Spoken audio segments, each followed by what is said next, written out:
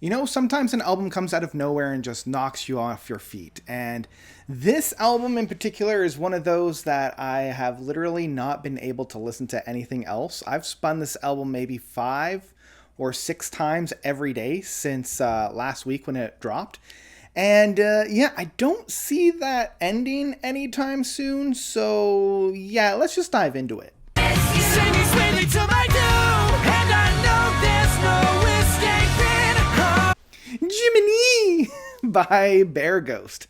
So, Bear Ghost is an American adventure rock band, as they like to call themselves. I've seen some people label them as like progressive rock, which is how it came onto my field. Thank you, Nathan on Shuffled, for letting me know about this, and Rhyme Signatures for kind of giving it also the seal of approval. The band as a trio, starting with Ryan Abel on guitars and vocals. We have Andrew Haith on bass, and Mike Buttons on drums. And the three of them just play so well together. Like, they're so tight knit in that case that I can't get over what I'm hearing. To talk about the actual music that's found on here, it's quirky, it's fun, it's kind of all over the place, you know, and in order to kind of describe the music that I'm hearing, I have to kind of use other bands of similar ways. I know Dirt Poor Robins is a very obvious example. The Deer Hunter, for my fellow prog nerds out there, is a really obvious example. I think the main thing that I'm hearing on here is kind of a blending and a blurring of different genres that I would hear within like the nerd rock kind of scene. You know, I'm thinking of like Paul and Storm,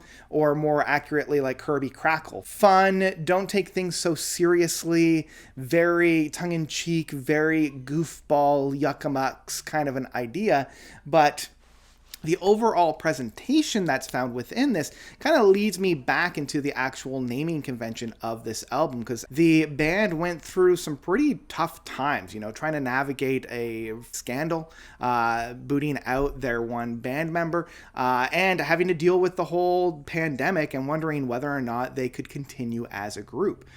So this whole kind of laughter in the face of tragedy, you know, it's kind of like masking your own hurt or your own deals and issues with comedy. That's kind of the overall presentation that I'm feeling on this record, and it's one that I deal with because, hey, and the actual naming of the album, Jiminy, the first thing that I thought when I heard Jiminy was, "Oh, it's Jiminy! What you doing up there?"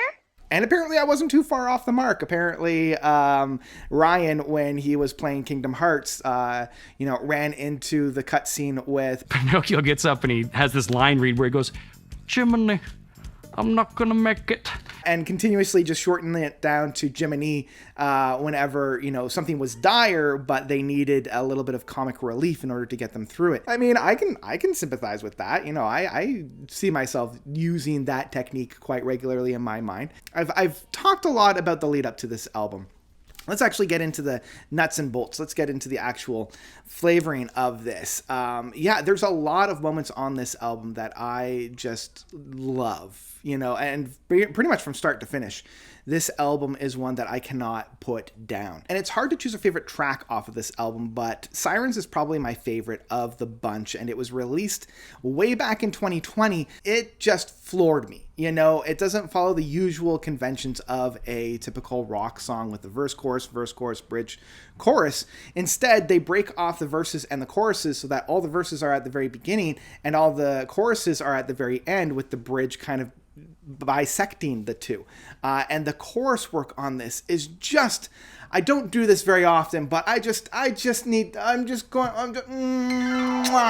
oh, it was so beautiful. And just, every time I listen to it, I get moved, and I can't help but blast this as loud as I absolutely can.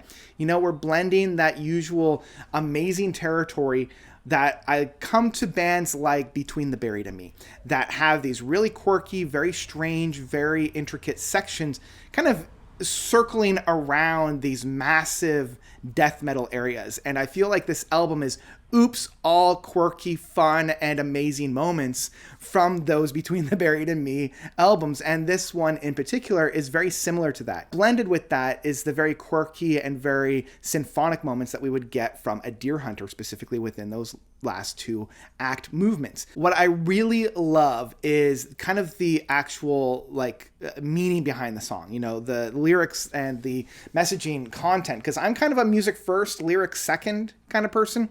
But within this, I kind of took a stop. When we get to that moment of sing me swiftly to my doom, I melted. I absolutely melted because I'm like, okay, there's something going on in this song that I really need to figure out and I need to dive into. And really, you can read it on face value where it's basically just this young person going out into public. They weren't necessarily all that excited about going into public and then meeting up with these creatures, these sirens that essentially devour him. Or you can dive a little bit deeper, as I like to do, and really tackle that this is just an individual that's suffering from social anxieties and panic attacks. And yeah, I get it. I've been there. And I connected so well with this, especially how the music is presented on here, where I'm just kind of like, yeah, I'm just going to finger guns and sashay myself through these social interactions. But in my head, I'm having a complete mental breakdown because, man, navigating social interactions is tough, y'all. It's tough. So I like the fact that, the whole mythos and the whole narrative of this song is that here's this person, they're trying to pick themselves up. They realize that they can't have a life if they're just sitting at home and not being able to do anything. They're going to get themselves out there. And when they get out there, it's overwhelming. It's way too much. And they have a complete panic attack. And as they're doing it, it just makes matters worse because some people are horrible and they just make matters worse. And they see a weakness and they want to exploit it. And they continue to do so until you are absolutely nothing. And you go right back into your familiar territory, and that's where you stay until you repeat the process over again. Yay! So, yeah, I connected very personally with Sirens, and it was such a really powerful track, and there's a lot of tracks that kind of follow the same mythos and the same narrative, and I feel as though when they wrote Sirens, they had a blueprint for how this album was going to shape and continued that process throughout most of the other songs. The other single that we got earlier this year is Rivers is a Vampire, and it's fun that these two tracks are kind of the two centerpieces within this album. Rivers is a Vampire really kind of showcases the social media presence and how it is that we become wrapped within ourselves until a predator comes by and then sucks us dry. And again, you could see this as face value of a literal vampire coming into a party and seeing all of the individuals doing things for the gram, or, trying to get those clicks, those likes, those subscribers, and then just kind of getting bled dry, or seeing how the industry will see somebody that is becoming a rising star, lifting them up for a very massive quick buck and bleed those individuals dry, and then moving very quickly on to the next person and realizing that it's really the high up execs that are staying young and youthful, and those individuals that you see on the camera that are slowly being sucked dry because of the vampiric system that we have in front of us. Again, yay! So yeah, Rivers is a Vampire, at first I thought was like, oh, is Rivers Como from Weezer a vampire? And who knows, jury's still out. Science has yet to determine. But the actual song here, kind of goes a little bit further to that. So those were the two tracks that kind of were leading this album through. And as I mentioned, those were the two kind of center points. The album itself opens up with After Me, The Flood, which is a very quick, punchy, very succinct, very energetic and impactful track that, man, opens up just beautifully. And then we come to Heavy News, which these two 1-2 punch of a track really does open this album up into something beautiful. And it shows that each track has something really, really fun and really exciting to offer to the listener. I'm loving on Heavy News where there's this really kind of big climb and then this singular, very 1930s, 40s, old gothic horror film with that woo kind of a song or kind of a track with this really chugging and headbanging moment where It's not a metal track, but man, I can't help but just stank face headbang to it. It's so banging and energetic. Peas and Love, and I'm going to skip a little bit further down into the track lengths with the Mario Cliche, because these two tracks are mirrored, and they're both in the third track, the third last track of the Mario Cliche, and the third track for Peas and Love. Both of them feel like they were written and orchestrated by Will Woods, especially with his The Normal album back in 2020, and being so quirky, so astute, and so kind of on the nose in terms of, the metaphor that they're trying to get at. Peas and Love is very much like the typical, very generic love song. Bo Burnham did a very famous rendition of this with, we can't be too specific because we want anybody to think that they're talking about them, but we also need a little bit of level of specificity to say that you're different than any other girl, so we want to be able to talk to you directly. So I love in Peas and Love where it's just like, isn't it so weird that we're both allergic to arsenic and we can't see in the dark? We're basically peas in a pod in that sense. When you have an itch, you want to scratch it. I love how as you get older, you get wrinkles. It's very like nerd rock in that sense. It's very tongue-in-cheek. And the Mario Cliche, I just love musically. And again, both of these tracks have such a brilliant build-up and payoff within their music that any progressive rock band really needs to take note on how to construct a beautiful payoff within these short and succinct moments. The Mario Cliche has one of the most beautiful of those, like especially right near the end part. I just feel myself getting the heavens opening up and the angels coming down aspect of it. Another track that does this extremely well is the Big Town Banky Blaine Rockabilly Barbecue that follows Rivers is a Vampire, because of that same kind of quirky, very strange, and we're getting more into that nerd rock with, I'm even feeling like a Weird Al kind of a flavor within it. And I'm loving how they're able to blend all these different musical expressions all within one track itself. And once again, we have that moment near the bridge of this track that just explodes within an audible orgasm. I can't help but feel the tingles running down the back of my neck there. Where I have this euphoric moment. The final two tracks of When I'm Dead and Vulture. When I'm Dead is a beautiful, very quirky, very Halloween-y track that I'm definitely adding to a lot of my Halloween mixes. I didn't even talk about Bark Skimpson, which is very closely related to Bart Simpson, but Bark Skimpson. And it's reminding me a little bit of like prequel to the sequel from Between the Buried and Me on their album Colors.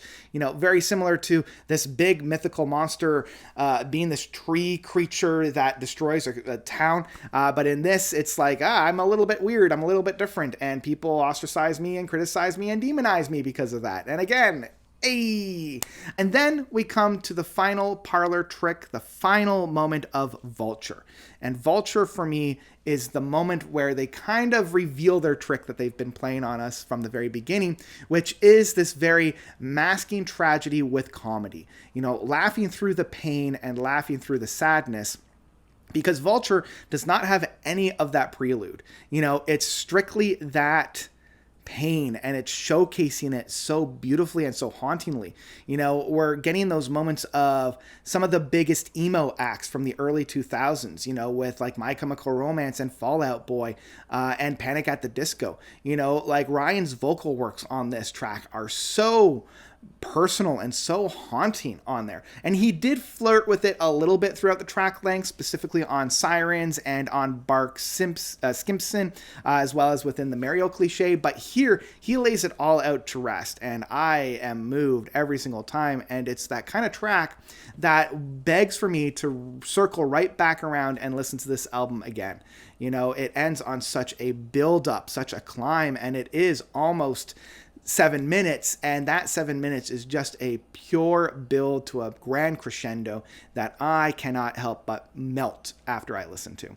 So yeah, this album goes by fast. It's only 36 minutes long, and again, much like my Deadly Carnage album review back last week that I loved as well, I feel like these shorter albums allow for such a punch, because I feel like if it was any longer, I would start to burn out a little bit, and I would start to like tap out. I'd be like, man, this is too energetic, too off the wall, too all over the place for me. I need to sit down and I need to take a break. But because it's so succinct and it's so polished, the moment that Vulture ends, like I mentioned, I'm right back with After Me the Flood to start it all over again, because yeah, it is really that good. So this one gets the highest praise that I can possibly give to an album.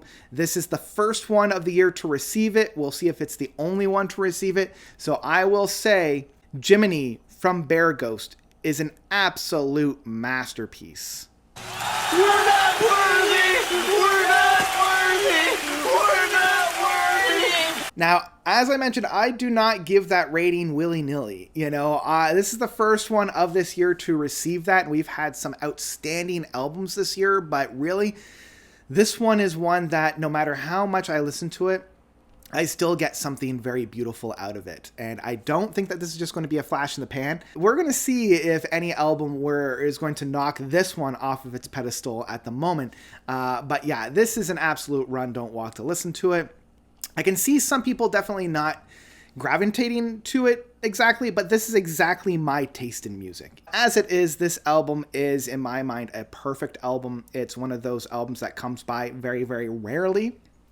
And this is one that immediately grabbed onto me and would not let me go. So yeah, this one gets the no seal of approval. It gets the thumbs up. It gets the masterpiece status on here. I implore everybody. Like, I was spamming the inbox of a lot of my friends on Facebook, Instagram, and Twitter, being like, you gotta listen to this album. You have to listen to this album. And most of them were just like, cool, thanks, bud. But a few of them actually did sit down and listen to them and enjoyed what they heard. So yeah, highest praise for Jiminy. Absolutely loved it, and one that I will be listening to pretty much for the rest of the year, if not moving forward. So yeah, that's my thoughts on Jiminy. What did you guys think about this album? Did you love it? Did you hate it? Whatever you thought, please let me know by commenting down below. Thank you all so much for watching. As always, you guys are definitely the best. And until next time, notes out.